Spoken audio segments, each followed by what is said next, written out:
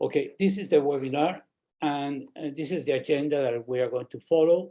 Welcome. I'm going to tell you about the class of 2022, and then we may change a little bit the order of some of the points depending on you. We are very, very few people, so that will give us an opportunity to talk more about ourselves and what we want to do and our experience.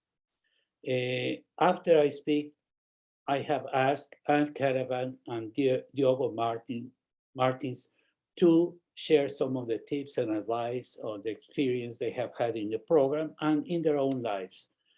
And we will open the forum for questions and answers. $1 per answer, $5 per good answer. Okay, so you can ask whatever you want, and that's what you have to pay, $1 for answer. And then I will show you a few of the resources that are available to your mentees and the conclusions of our meeting. I also want you to know that we are going to have a similar meeting on Saturday, but on the 22nd, Friday the 22nd, we are going to have a mixed meeting of mentors and mentees. And that will be at 12 noon on that Friday, noon Washington, DC. We just had a meeting with the mentees, and we also invited them to the meeting on the 22nd. Okay, without,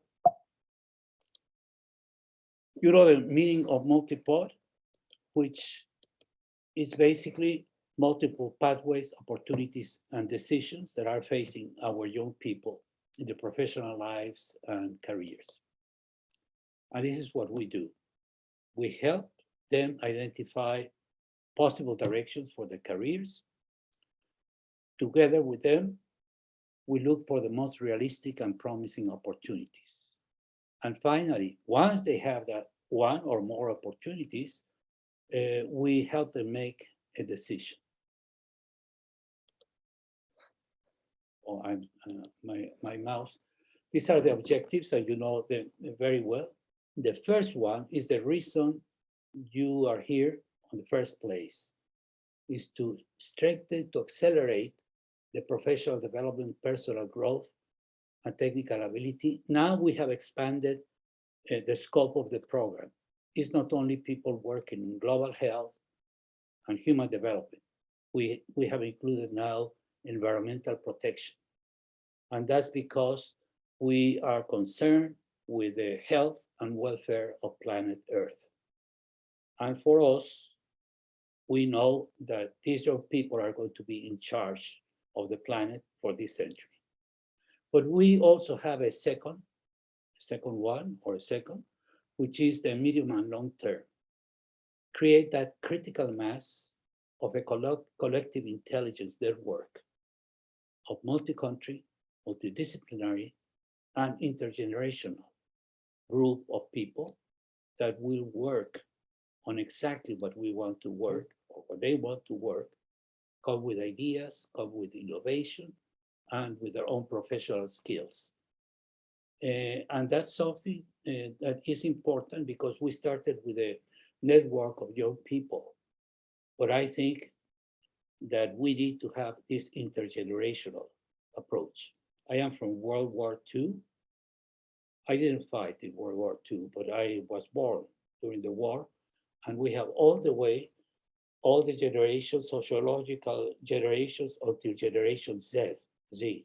So we have 5 generations in the program.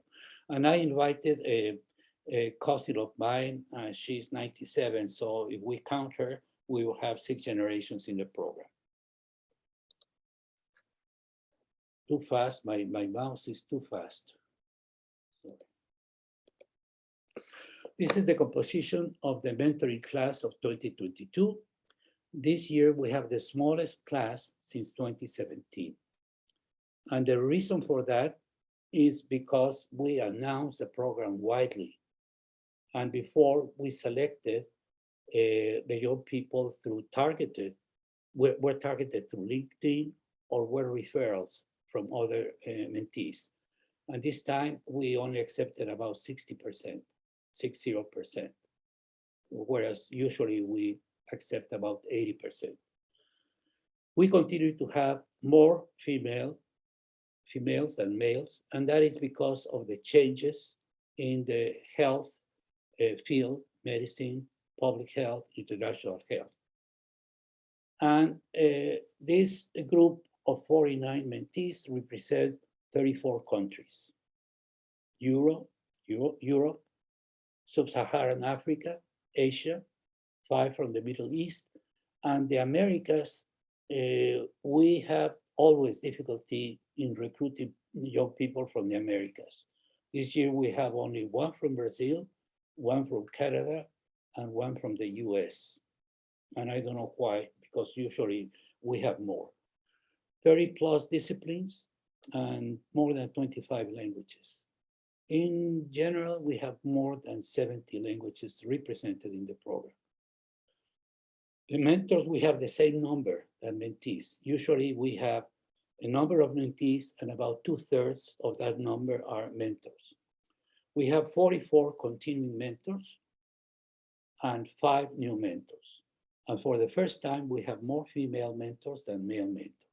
And part of that is because the 5 new mentors are women, and the ones that left the program are 4 mentors, are male. Okay. So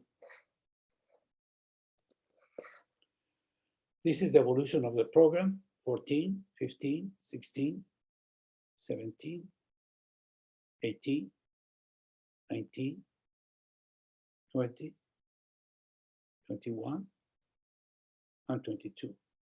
These are the countries in which our mentees and mentors were born or reside, are studying or working. And right now, we have reached or we have contacts in 122 countries. And there are 200 countries in the world. So I think we are the most outreaching and extensive program as far as geographic dimension. Okay.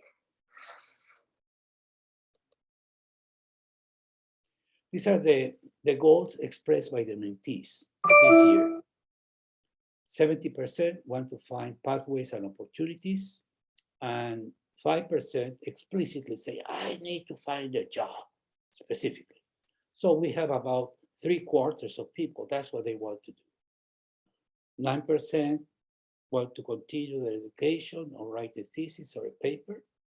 MultiPOD is not an academic program, but we can help the young students and professionals to work on any technical issues. I help a mentee from China with her thesis on gender discrimination in the European Parliament. I knew nothing or very little about gender discrimination and nothing about the European Parliament. But I knew the structure for a thesis, and I could criticize what she was writing and give her some ideas. And she finished the thesis. So this is the distribution. And only 8% really wanted to acquire technical knowledge.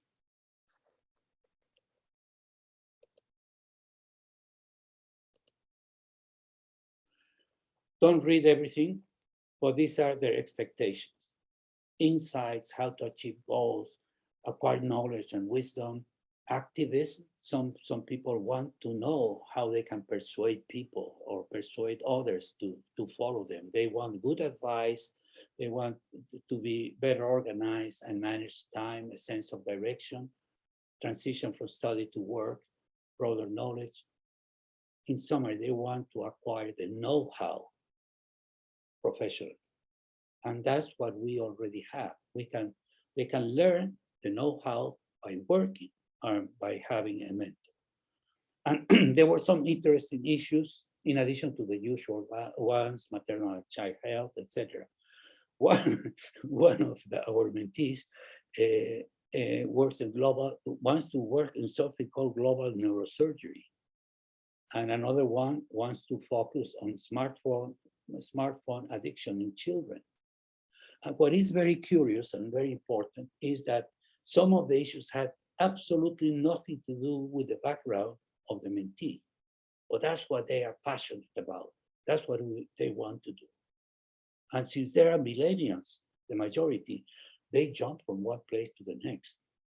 As a physician in Mexico, it was preordained. What I was going to do, even the subjects that I was going to take in medical school.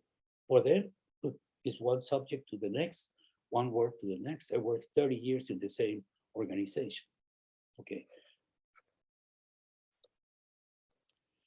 They are too modest, but these are the characteristics of an ideal mentee.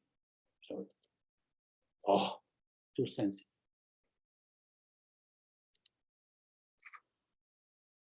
We want them to consider themselves the best, and people don't like to do that because they say, I don't want to compare myself with anybody because we're different. I don't care. Science, epidemiology, life is comparison. I don't care. So they should be the best among the group of people, and they usually are. The qualities is that they have to be above average. We are not a needs-based program. We're an impact-based program. We see not only the promise of the young people, but we know that they are going to have an impact. And then we look at them as well-rounded people. So in addition to what they want to do academically or professionally, we have people who are, one young lady from Madagascar, she is the national volleyball team leader in her country. We had another one who was the national champion in judo in Romania. We have a first violinist in an orchestra in London, etc., etc. So we are looking for people not only on the area that we work, but on the area of who they are. When Brasilia went to Mount Everest and he was complaining, but I only got to the second encampment. I said, well, but you were 18 years old, Alexandra. So you did that. Okay, and then finally, the performance. They have to be useful. They have to be effective, achieve the best possible outcomes or results. And very important, they have to be successful, not only by societal and institutional, but most importantly, personally, they have to feel that they have been successful. And now for the mentors. And this you are, here you are. You are here because you are successful and because you were very kind to volunteer to serve as mentors, or you have been successful. And you are examples and role models for the young people. You have experience, you have knowledge, and the most important part is that what you are going to give your mentee, what you give you the young people, you empathy, you pay attention to them.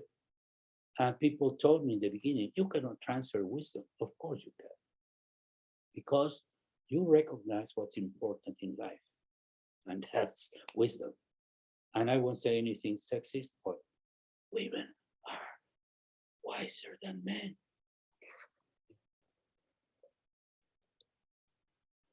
And these are the technique, the curriculum of what young people need.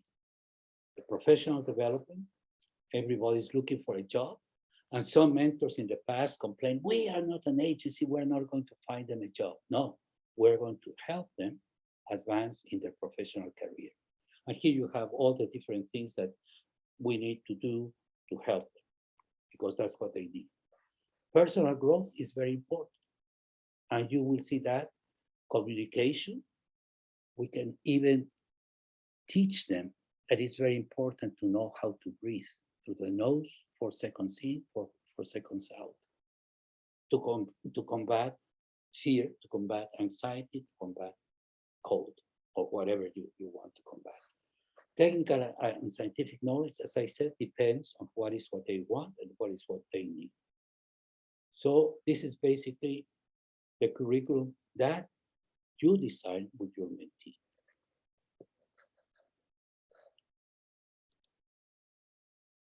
Well, this is something that I would like to bring to your attention, because we have 9 questions related to the MultiPOD.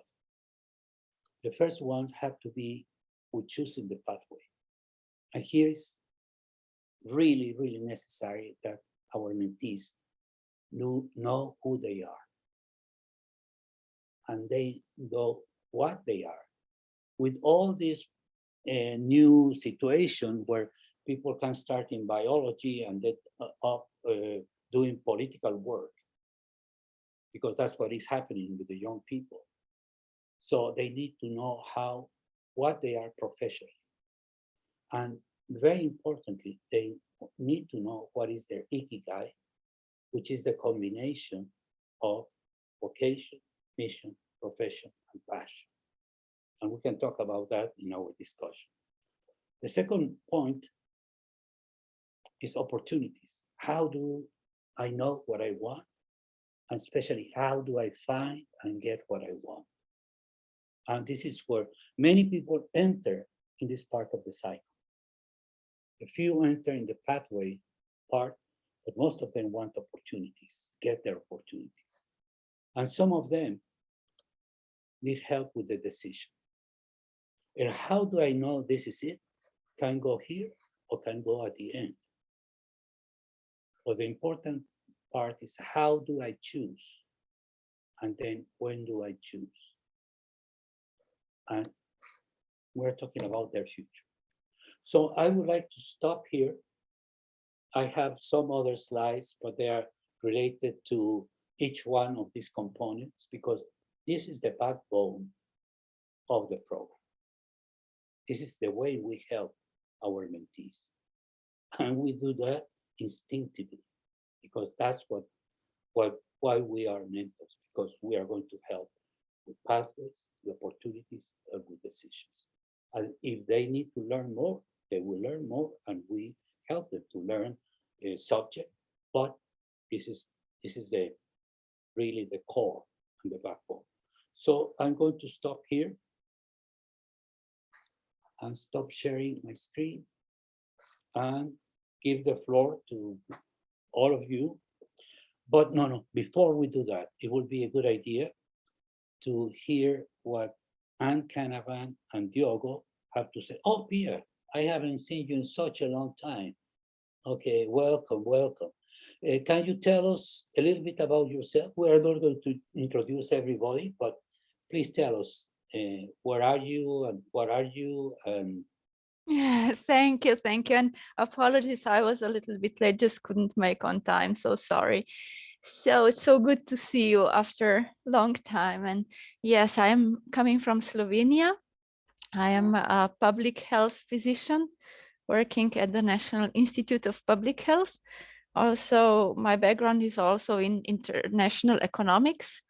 And I served at the Ministry of Health as a state secretary a few years ago. So I'm bringing technical knowledge with political experience and enthusiasm about public health and global health, and seeing lots of opportunities with the current situation globally after COVID. So I'm very honored to be part of the MultiPOD mentorship program and observing its growth for 4th year now, I believe. And very, very honored to be in your team. Thank you. Looking forward for the new year. Okay. Thank you. Yeah, thank you. And I bragged so much about you. Oh, I know the minister of Slovenia. You know, every time I met somebody, I brag so much about you. And so you know that. Okay, thank you. So okay, Anne, why don't you share a little bit of your experience before we open the floor? Anne? Okay, yes, I'm unmuted now, thank you.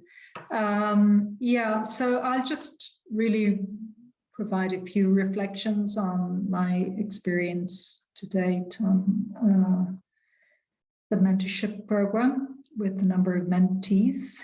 I think last year was the largest group. I had about 5 mentees. So this year seems very light in comparison. It's good to see there's a nice balance across the spectrum of mentors. So yeah, I usually start the mentor program with revisiting the goal setting with the mentee, because I often find that they've written an application, they've expressed potentially what they would like to get out of the mentorship, but it's so important to kind of set the scene and really meet them where they're at, and identify what the journey goal is about for the mentorship program. So I usually start there and explore and enable them as well to clarify if the goal, needs to be smarter, as it were, needs to be refined. Maybe the goal is too ambitious for the time frame. So that said, I usually then start with similar to the Ikigai, kind of a values, beliefs, principles exercise, where they conduct a reflective exercise in writing, and then they share their responses or their reflections back, and we discuss. And out of that really is an opportunity to filter their core values.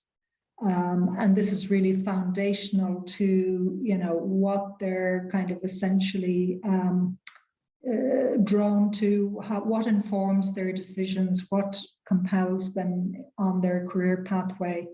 And that combined with, exploring, if you want to use the Ikigai tool around purpose and passion, they complement each other very well. It's just the values and beliefs go deeper in terms of really exploring where they're at now and enabling them to articulate their values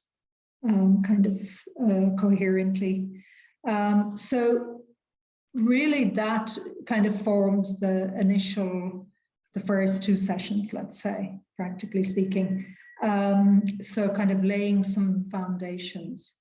And depending on the goal then, whether it's, a job search and a kind of opportunities-driven pathway that they want to step into, as that is one of the more common, as Fernando was pointing out, I would go through a series of exercises with them and basically distinguish what it is, what are their particular needs. Is it to identify their skill sets? So I would work with them on a skill map and be able to filter not only what their strong skills are, but where the gaps are, where those gaps may lead to further opportunities. How would they enhance their current skill base, as it were, and so on. So I've used that quite a lot, and I find most mentees really appreciate having a kind of very tangible skill map that they use as a good reference guide as well as they move along their particular career track,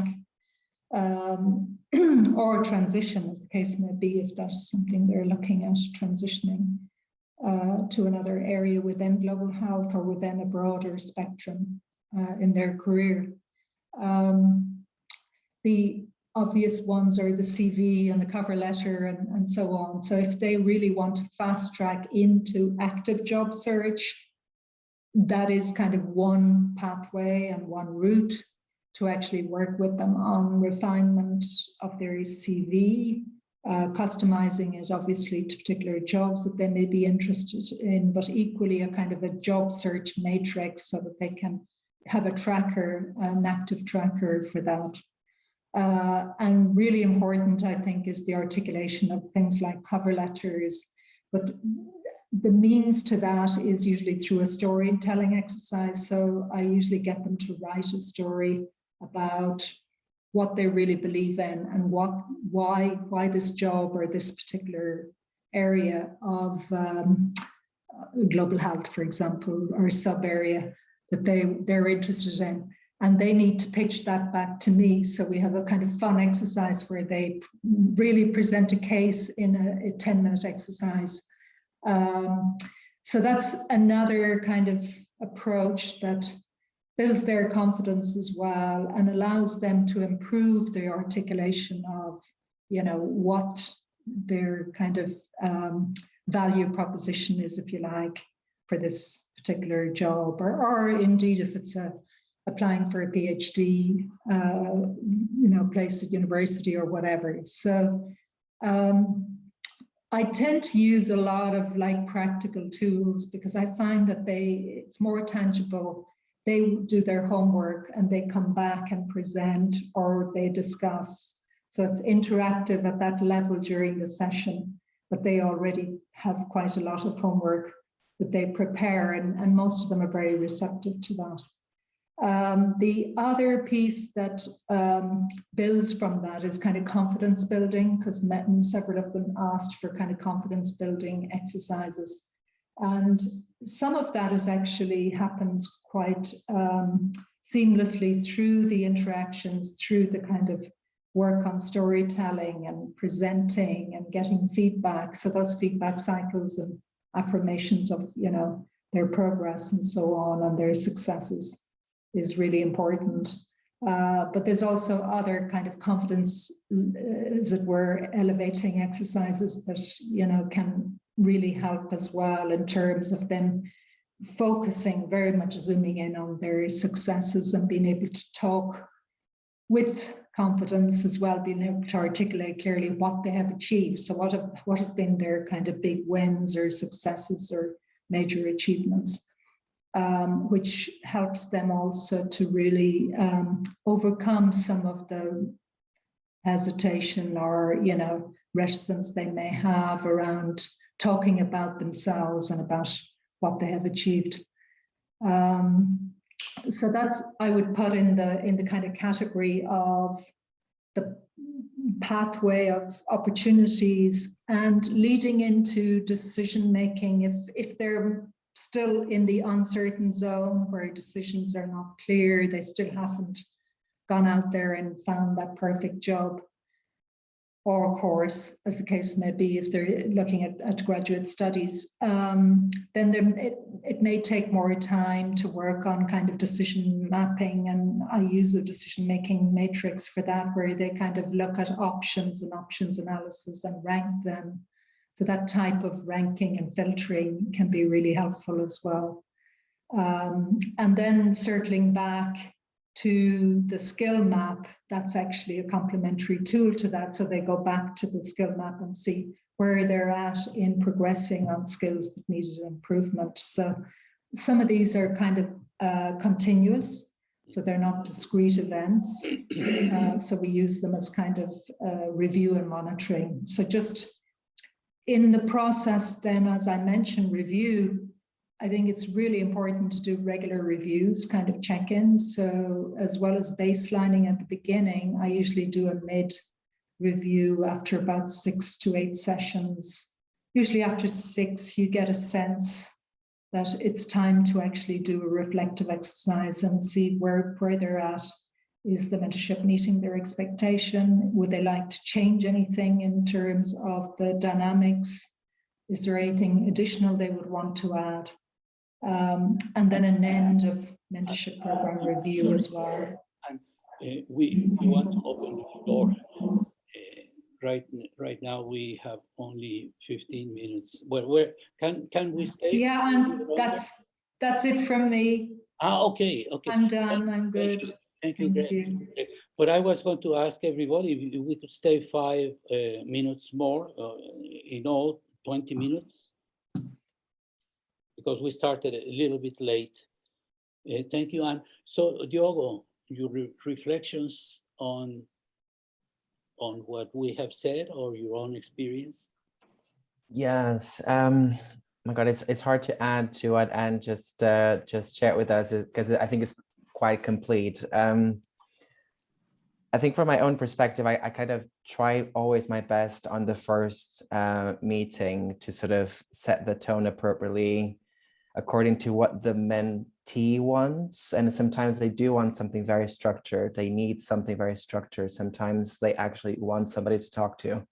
And I had experience, for example, last year where, I was feeling a little bit as an imposter, really, because I was not bringing in any of the tools, any of the SMART analysis, any of the SWOT analysis, any of the SMART objectives, but that's not what the mentee wanted. So in a sense, kind of, you have to set up expectations towards what they want and what they need. But yeah, pretty much supporting all of the examples and tools that I was talking about. When they want something a little bit more structured, obviously start with very informal conversations, trying to set up the frequency, trying to set up the way they want to meet, sometimes in person, sometimes via Zoom call, and obviously in person. It does depend on where the mentees are, but tend to sort of tailor around what they need. I found, though, on a sort of more logistical perspective and personal perspective, I started with a couple of mentees, maybe 3 at some point, but I ended up thinking that I was not giving my best to them as well. So I kind of decided for a variety of reasons to bring it down to 1 to 2 mentees, to really make sure I spend the time and really trying to understand what they needed. When they want something very structured, always starting with informal introductions, trying to work a little bit on a SWOT analysis to try to look at the internal positives and negatives, or things to improve, and also the external environment. So strengths, weaknesses, opportunities, and threats, I'm pretty sure they're all familiar with, which is a very common analysis, not usually done at a personal level, but they really appreciate doing that. I think that it really helps on increasing awareness of where they are and where they want to be. And then from that point onwards, we try to establish some sort of SMART objectives. And then from the SMART objectives, not more than a couple of them really, from a short term, and then a little bit more of a longer term type of objectives. Just also to say, very, very last comment from my end. I ended up finding that, the mentorship cohorts have very specific timeframes. And I always find it interesting how years after the mentorship, we're still in touch. And actually, I'm still able to keep supporting their career aspirations, and also some of them personal aspirations years later. I have an example of a mentee who happens to be a neighbor of mine here in London, who I was just supporting getting a policy manager job in a very good research institute here in the UK. And that happened after the mentorship program. So those things, some of the aspirations are quite far reaching and quite ambitious to achieve in the span of less than a year. So it's just to say that if you're really invested on it, and if you really want to find a way to contribute, and sometimes there's not much we can do, and that's also fine. But sometimes, if it's really possible to do it beyond the scope of the mentorship, and that's also quite good when it's possible. But I don't really have any magic bullet. It really does depend. And I also learn enormously from these individuals too. And it's also a joy, and try to have fun with it as well. Wonderful. Thank you. Thank you, Diogo. So anybody else, questions or comments, but please make them a little bit shorter Yes. than you. Jeremy here. So Jeremy Colomore here. Right. I want to thank Anne and Diego for sharing, because at least provide some validation of some of the approaches that I've been trying. And it seems to me, Fernando, that there may be some emerging suite of things that we could share among each other, approaches. Yeah, because this whole idea of action planning and how we get to that process, especially for people who are job searching and so on, is very interesting. I'm very glad to hear and your very detailed process, and Diego, your affirmation of what I've been trying. thank you. Somebody else?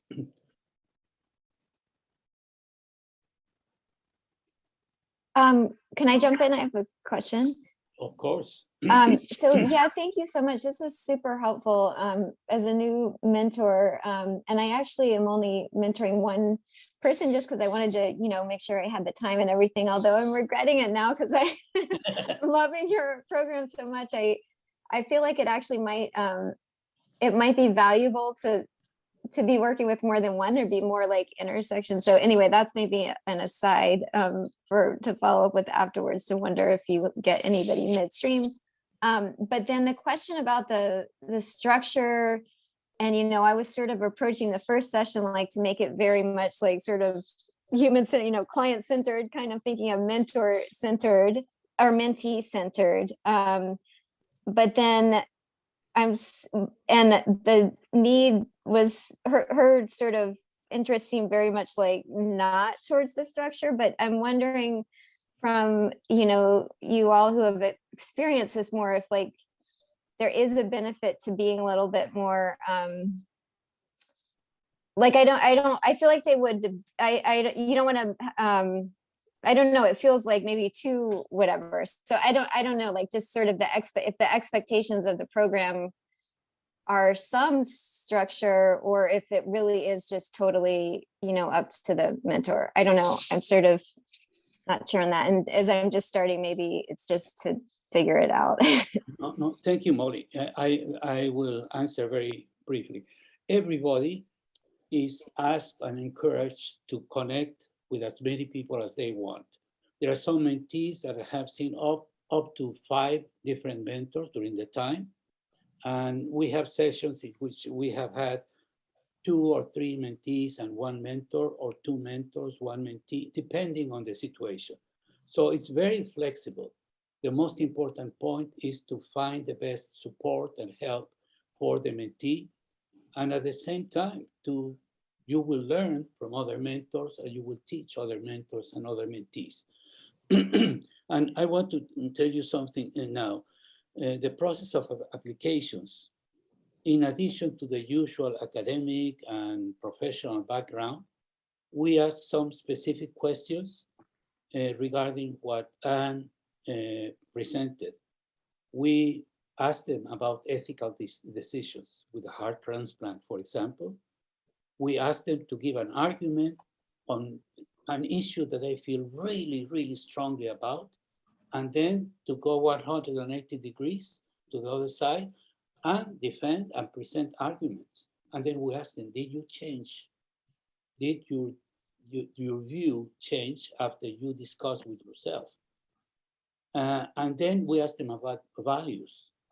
And as you know, people are able to identify more positive characteristics than negative characteristics. Some people identify 10 good things and only 2 or 3 bad things. And the first one is honesty, and the opposite, dishonesty. Mentees and mentors. And then an issue of gender inequality and inequity. A woman getting 35,000 and a man getting 50,000. And then they have to be the woman asking the owner of the factory why that is, and presented arguments why she should pay the same as the other guy. And then the owner saying, no, you cannot do that because, and then at the end, who won the discussion? Please tell us. And some people are very naive because I give them the scenario. They say, oh no, the woman organized a union, etc., etc. Okay, so they have to be realistic. And finally, this year we asked them what you can teach your mentor. And I sent you, a few samples of what they responded, and it was wonderful. They can teach you neurosurgery and also how to paint.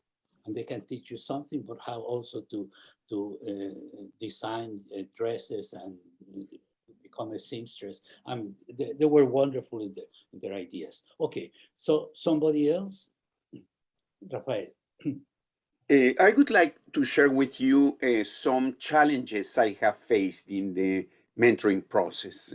Instead of talking about the success stories, I think it would be useful if we can come to these situations that may be common grounds in the process of giving mentoring. I had, for example, the case of a mentee that had to leave his country due to political and military unrest and was transplanted. He became a refugee in a different country. And in the middle of the mentoring process, everything was suspended. And we tried to help as much as we could, but there was a mismatch between what was feasible to do and his aspirations and ambitions.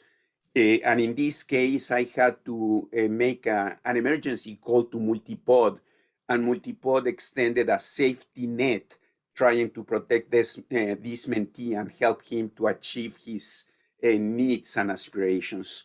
I don't know what happened at the end because we lost contact at the end of the cycle, but this is a specific situation that even if it's uncommon, it's something that we may see in the course of our work.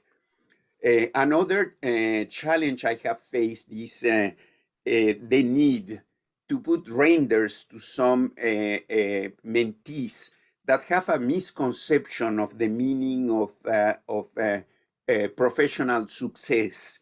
They believe, for example, that mass production of papers, quote unquote, is an indication of achievement, regardless of the quality of the papers. There is a belief that producing en masse is something they need to do. So we have to softly but firmly hold the eagerness of these mentees to help them to do more productive work and to understand that paper is not a measure of success, that action is necessary in addition to the papers. Sometimes I have had difficulty in identifying working options. How can we help in the pathways a mentee who is not ripe enough to undertake some a professional activity?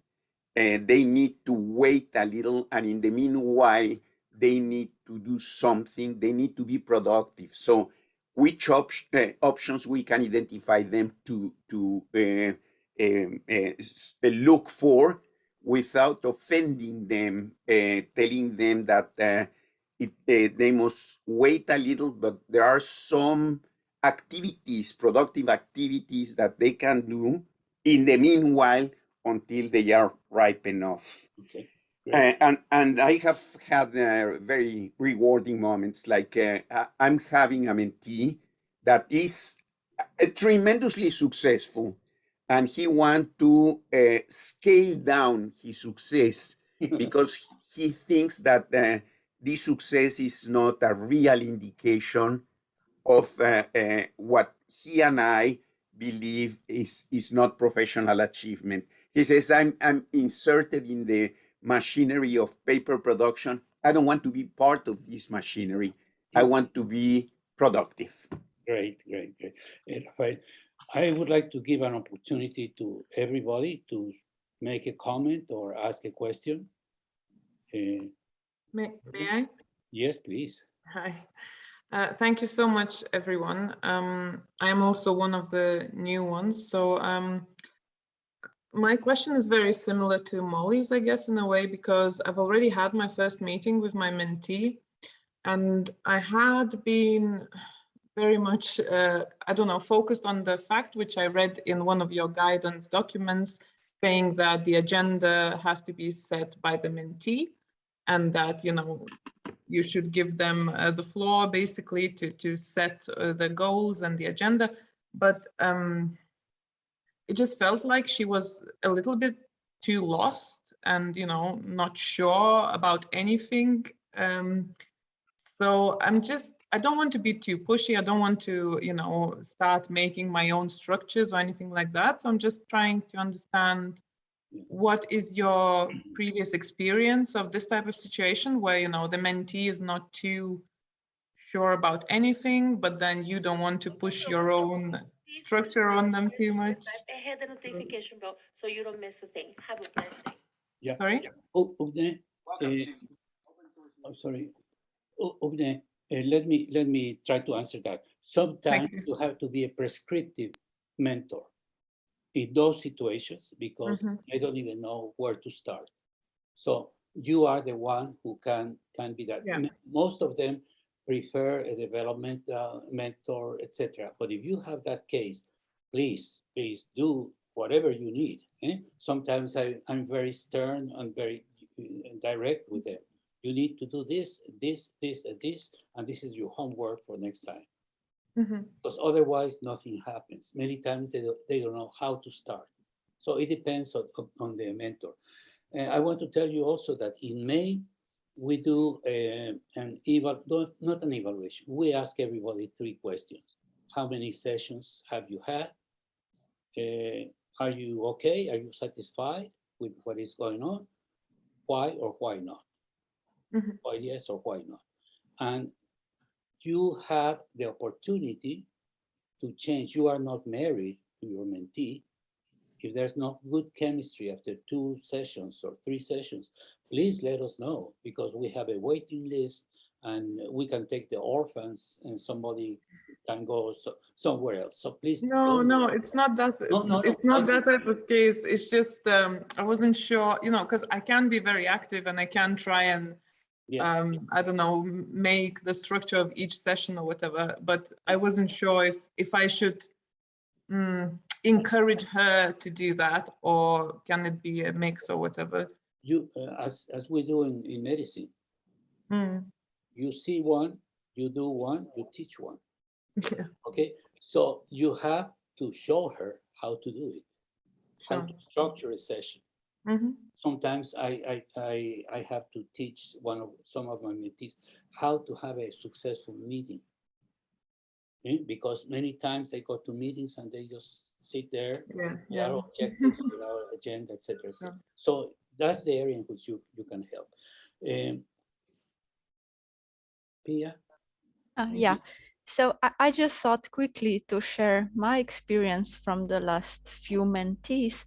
They were all women, girls, and I must say that they were essentially actually interested in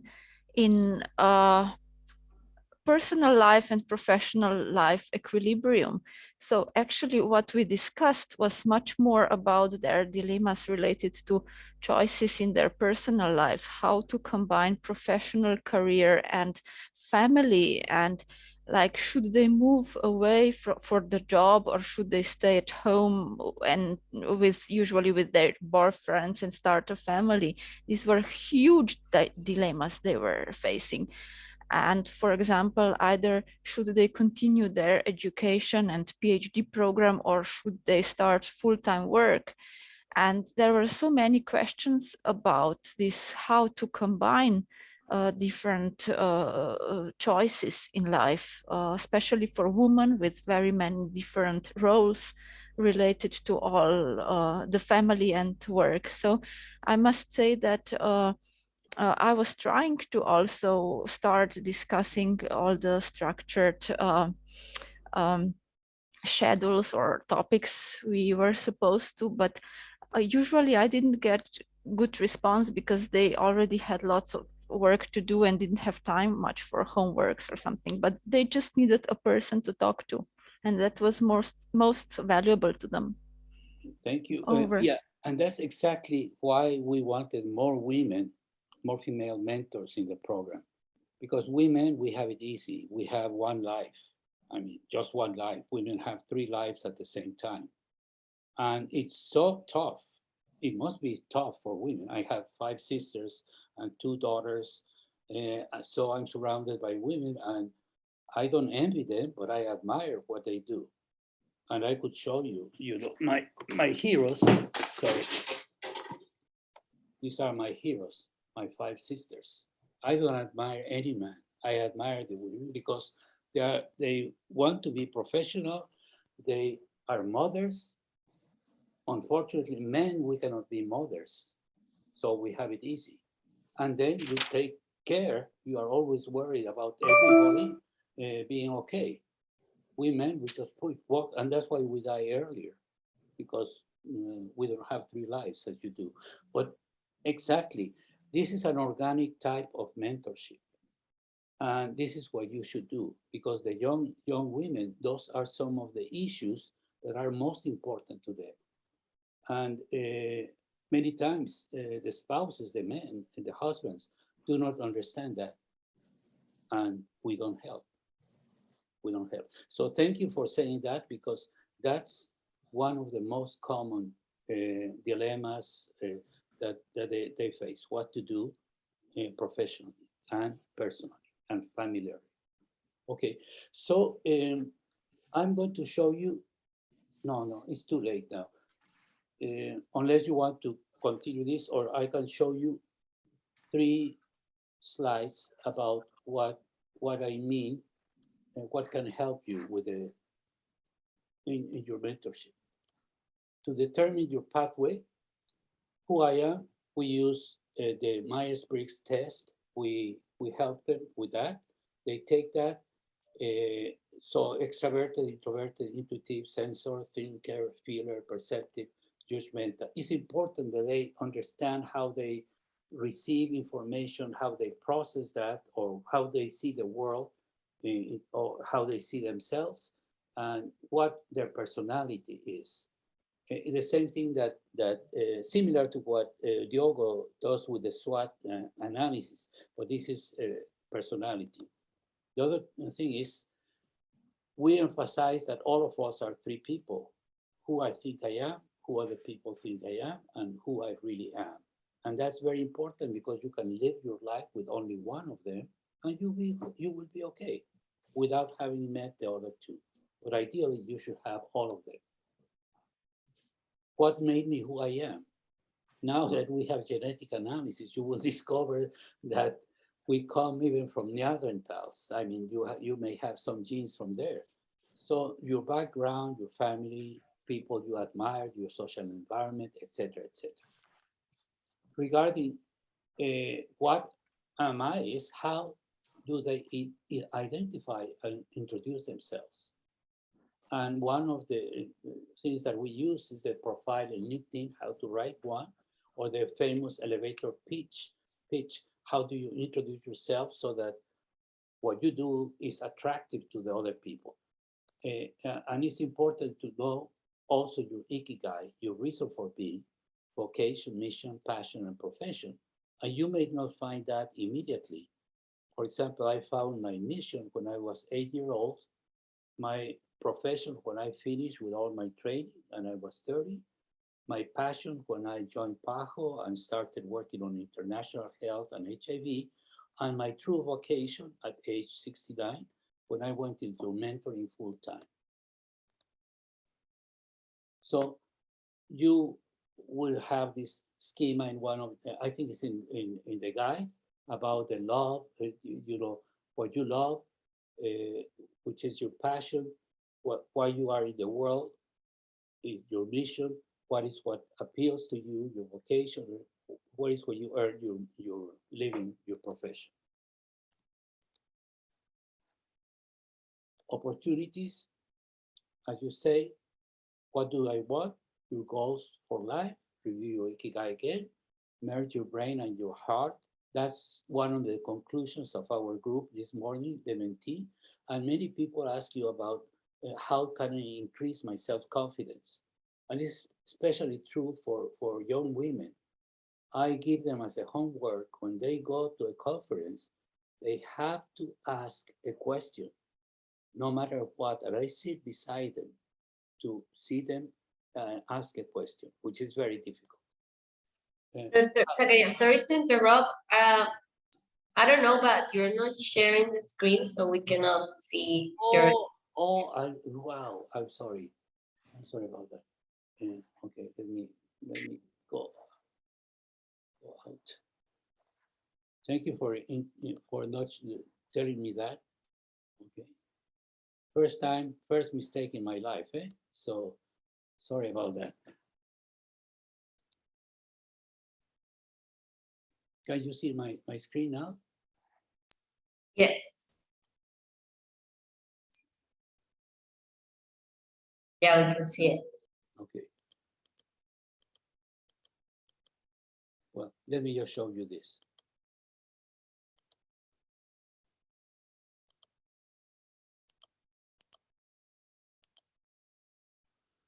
The personality, who am I? How I made my three people? What made me who I am? Those are the three areas that we cover. What am I? How do you identify, introduce yourself? We're going to send you the slides afterwards. What is my ikigai? And vocation, mission, passion, profession. And this is the schema of the ikigai that is in the guide.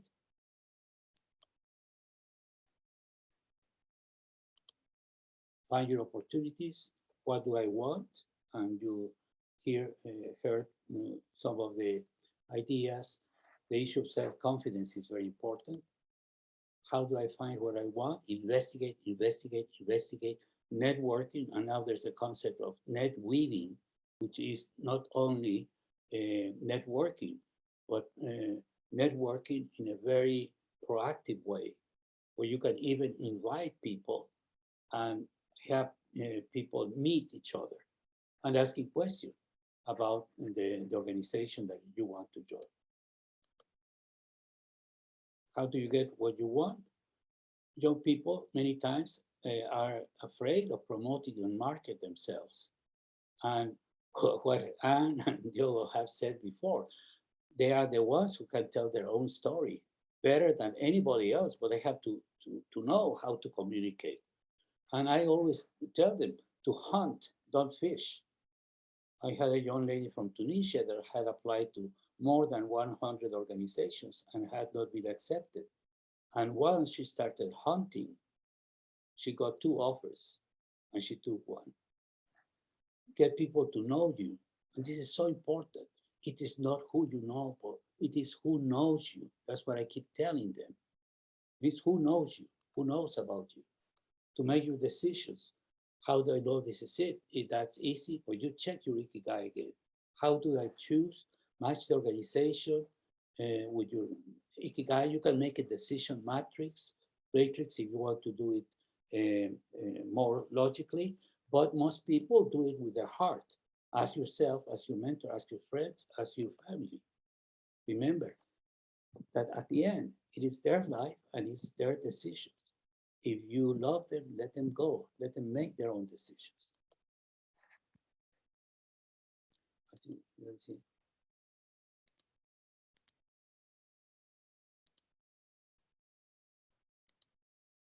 Okay, well.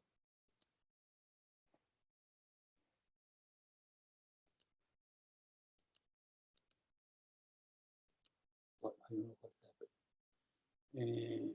Okay, and how do I choose? This was for the young people. I don't know what happened. Well, you know, where should I choose? Where you have completed 7 and 8, where you feel comfortable with your decisions, and where you are ready to say yes or no. And I keep telling them this. If at some point in your professional career you feel you've made a mistake, don't worry too much. You are not 60 or 65. You have time to take another path, to find other opportunities, and to make other decisions. And this is the main purpose of MultiPOD, with everybody to build a more fair, safer, and healthier world. So I'm sorry it took longer than the 60 minutes I promised you, but I want again to thank you for being part of MultiPOD. And I hope that we can continue this conversation. We probably can arrange some webinar meetings with mentors who want to participate, or mixed groups of mentors and mentees, and we can even discuss some issues. Make sure that every once in a while you mention that failure is not the end of the world. There's a group in Canada called Engineers Without Borders. And they used to publish every year what they call the failure report. And it was wonderful because they look at a case and they say, why did we fail? And it was a lesson because everybody talks about successes, but nobody wants to talk about their failures. So please mention that so that it's not the end of the world. Thank you very much, everybody. And we'll see you again. Bye. Thank you very much. Thank you. And thank you, Anne and Diogo.